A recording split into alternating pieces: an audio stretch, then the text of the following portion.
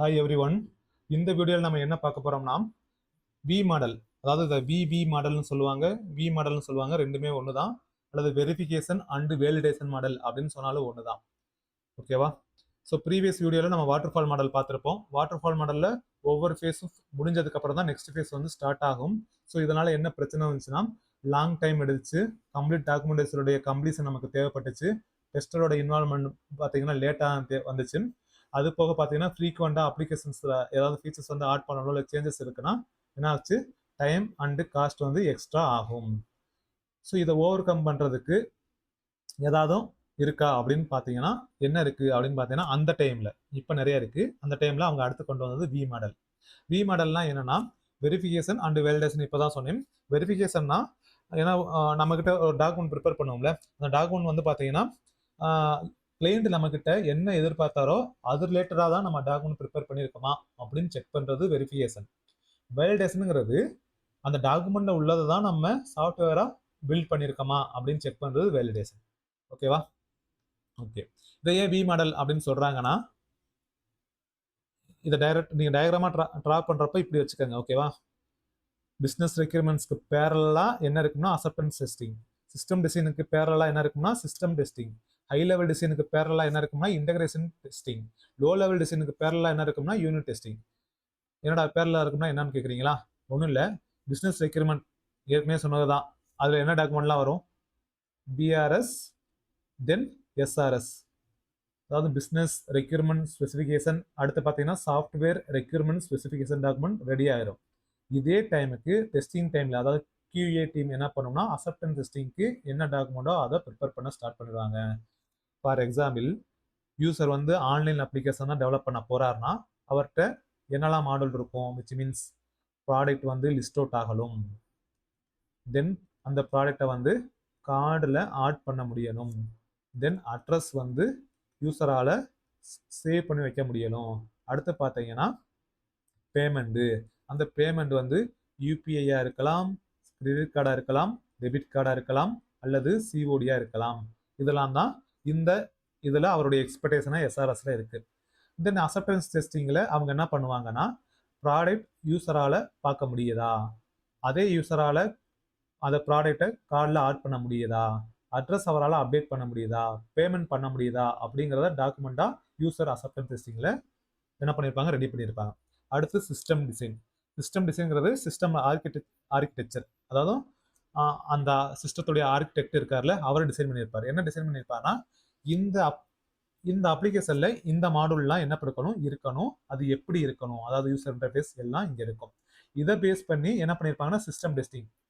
Like எப்படின்னா, இப்போ உதாரணத்துக்கு ஒரு யூசர் இன்டர்ஃபேஸ் லாகின் இருக்கு. ஓகேவா? லாகின் இன்டர்ஃபேஸ் இருக்குன்னா அந்த லாகின் இன்டர்ஃபேஸ்ல யூசர் நேம் டெக்ஸ்ட் பாக்ஸும் பாஸ்வேர்ட் டெக்ஸ்ட் பாக்ஸ்லையும் அவங்க கொடுத்த கிரிட்டீரியா படி அதுக்குன்னு ஒரு கண்டிஷன் இருக்கும்ல, விச் மீன்ஸ் டெக்ஸ்ட் பாக்ஸ் வந்து மினிமம் 8 கேரக்டர்ஸ், மேக்ஸிமம் 16 கேரக்டர்ஸ், அந்த மாதிரி உள்ள கண்டிஷனை செக் பண்ணுறதுக்கு தேவையான டெஸ்ட் செனாரியோஸ் எல்லாத்தையும், சிஸ்டம் டெஸ்ட் செனாரியோஸ் எல்லாத்தையும் ப்ரிப்பேர் பண்ணி வச்சிருப்பாங்க.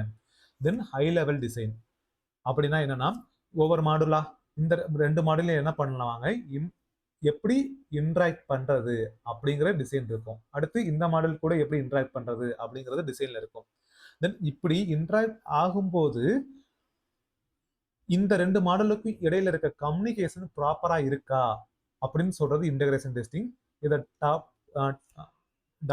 டாப் டு பாட்டம் அப்படின்னு சொல்லுவாங்க. இன்டகிரேஷன் டெஸ்டிங் ஒரு மாடல் இருக்கு, பாட்டம் டு டாப். ஓகேவா? அப்படின்னு ரெண்டு டைப் இருக்கு இந்த இடத்துல இருக்கும். ஓகேவா? இது நம்ம தனியாக பார்ப்போம். இன்டகிரேஷன் டெஸ்டிங்னு ஒன்று பார்ப்போம், இன்டகிரேஷன் டெஸ்டிங் ஒன்று பார்க்க மாட்டோம். இது எல்லாம் சேர்ந்தது level of testing, sorry levels of testing. அது தனியாக அடுத்த வீடியோவில் வரும். இது அங்கே தான் சொல்லணும் ஆக்சுவலாக, உங்களுக்கு புரியலும்ல. ஸோ அதுக்காக நான் அந்த கதையை சொல்லிட்டு வரேன். அடுத்து லோ லெவல் டிசைனா, இந்த ப்ராடக்ட் வந்து லிஸ்ட் ஆகணும்ல.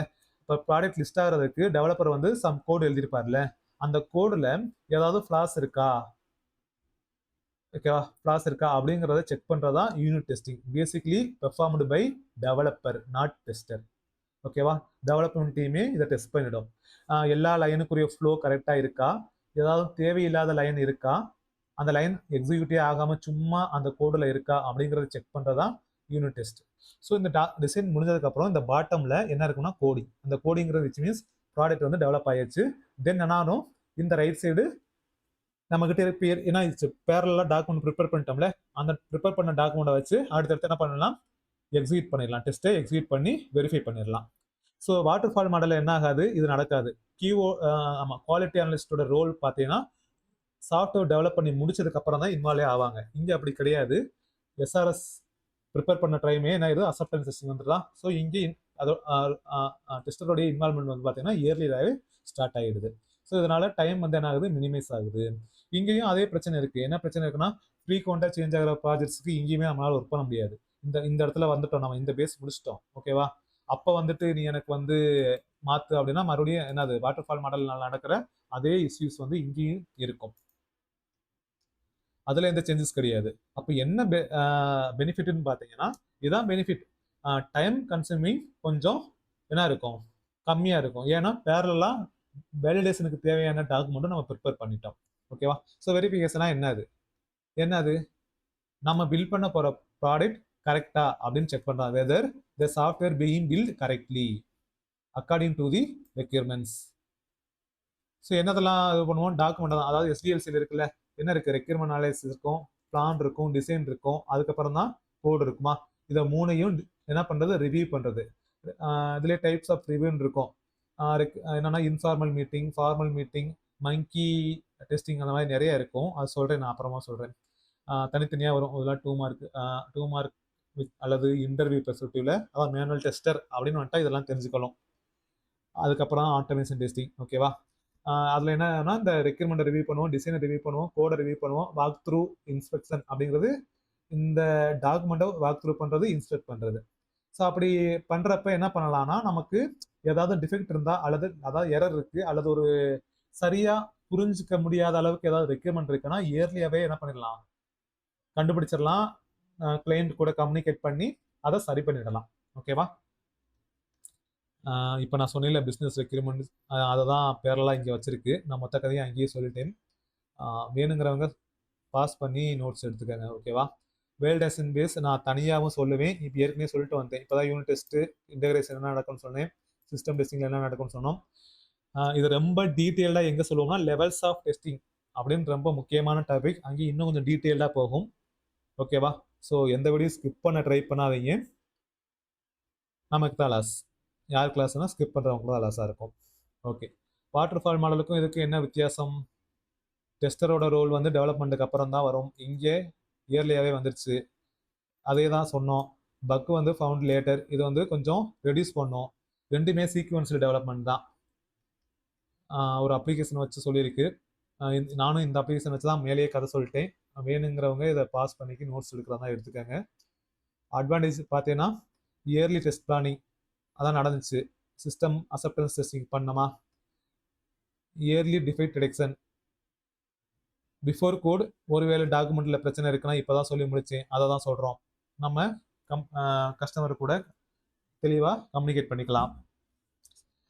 ஒரு நல்ல ப்ளூ பிரிண்ட் இருக்குது, ஒரு நல்ல ஐடியாலஜி இருக்குது, நம்மக்கிட்ட நல்ல தெளிவான ஐடியா இருக்குன்னா அந்த சாஃப்ட்வேரும் அந்த ஐடியா வந்து பெட்டரான தான் இம்ப்ளிமெண்ட் ஆகும். அதோட குவாலிட்டி நல்லா தான் இருக்கும். ஒரு எக்ஸாமுக்கு வெல் பிளான்டாக ஒரு பிளான் இருக்குது, அந்த பிளானை ப்ராப்பராக எக்ஸிக்யூட் பண்ணோம்னா என்ன ஆகும், அந்த எக்ஸாமோட ரிசல்ட்டும் பெட்டராக தான் இருக்கும். ஓகே, அதுதான் பெட்டர் சாஃப்ட்வேர் குவாலிட்டி. டாக்குமெண்டேஷன் கண்டிப்பாக கிளியராக தான் இருக்கும். ஏன்னா எவ்வளோ வேலை பார்த்துட்டு இருக்கோம், எவ்ரி ஸ்டேஜ் ஃபுல்லாக கம்ப்ளீட்டாக டாக்குமெண்ட் ஒர்க் தான். லைக் காலேஜஸில் வாங்குற மாதிரி ஃபுல்லாக டாக்குமெண்ட் தானே. அடுத்து ப்ராஜெக்டை ட்ராக் பண்ணுறது ஈஸி. ஏன்னா ஒவ்வொரு ஃபேஸ்லேயும் நமக்கு தேவையான அவுட்கம் நல்லாவே தெளிவாகவே கிடைக்கும். இந்த ப்ராஜெக்டில் எதுக்கு சூட்டபிள் ஆகும்னா, ஒரு அந்த சாஃப்ட்வேரை பற்றின கிளியரான ஐடியா இருக்கணும். அடிக்கடி சேஞ்சஸ்லாம் இருந்துச்சுன்னா இங்கேயும் வாட்டர்ஃபால் மாடல் மாதிரி பிரச்சனை தான். அந்த சாஃப்ட்வேரை பற்றின கிளியர் ஐடியா இருக்கணும். அதுக்கு நம்ம அங்கேயே போயிடலாமே அப்படின்னு டவுட் வரும்.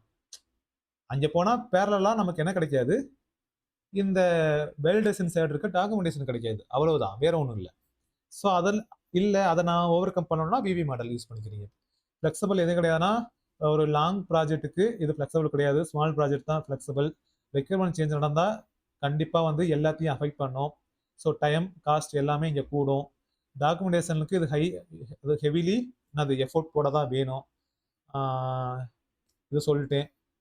Longer development time, no working software until it's the customer cannot see working product. ஆமாம், கம்ப்ளீட் ப்ராடக்டை ரிலீஸ் பண்ணுற வரையும் சாஃப்ட்வேர் வந்து என்ன பண்ண மாட்டார், அது கஸ்டமர் வந்து சாஃப்ட்வேரை பார்க்க முடியாது. ஏன்னா கம்ப்ளீட் சாஃப்ட்வேரை நம்ம டிசைன் பண்ணுறோம், ஏதோ ஒவ்வொரு மாடுலாக டிசைன் பண்ணி ரிலீஸ் பண்ணல, வெர்சன் 1 வெர்சன் 2. ஓகேவா? இப்போ மேஜர் கொஸ்டின் அப்படின்னு பார்த்தீங்கன்னா வெரிஃபிகேஷன் வேலிடேஷனுக்கு தான். வெரிஃபிகேஷன்னா are we building the product correctly, வேலிடேஷனா did we build the right product அப்படிங்கிறத நம்ம என்ஷூர் பண்ணுறது தான் என்னது வேலிடேஷன். வெரிஃபிகேஷன் எப்போ நடக்கும்னா எஸ்டிஎல்சி இருக்குல்ல, அந்த மாடலில் எப்போ பிளானிங் அந்த வந்துச்சுல, ரெக்யர்மெண்ட் அனலைசிஸ் பிளானிங் அந்த ஸ்டேஜ்லேயே தொடங்கிடும், பிஃபோர் கோடிங்குள்ளே. வேலிடேஷன் எப்போ தொடங்கும்னா கோட் பண்ணி முடிச்சதுக்கப்புறம் அந்த சாஃப்ட்வேரை எக்ஸிக்யூட் பண்ணுவோம். ஓகேவா? ஸோ இவ்வளவுதான் விவி மாடல். அடுத்த மாடல் என்ன இருக்குன்னா என்னப்பா இருக்கும், இட்ரேட்டிவ், இன்க்ரிமெண்டல், ஸ்பைரல், அஜைல், இன்னும் 4 வீடியோ இருக்குது. இதில் இப்போதைக்கு ஏற்கனவே சொன்ன மாதிரி தான் போன வீடியோ அஜைல் தான் இண்டஸ்ட்ரியில் யூஸ் பண்ணுறது. பார்க்கலாம், ஒவ்வொரு வீடியோவாக நெக்ஸ்ட்டு பார்த்துட்டே வரலாம். ஓகேவா? எதாவது டவுட்னா கமெண்ட் பாக்ஸில் சொல்லுங்கள். தேங்க்யூ.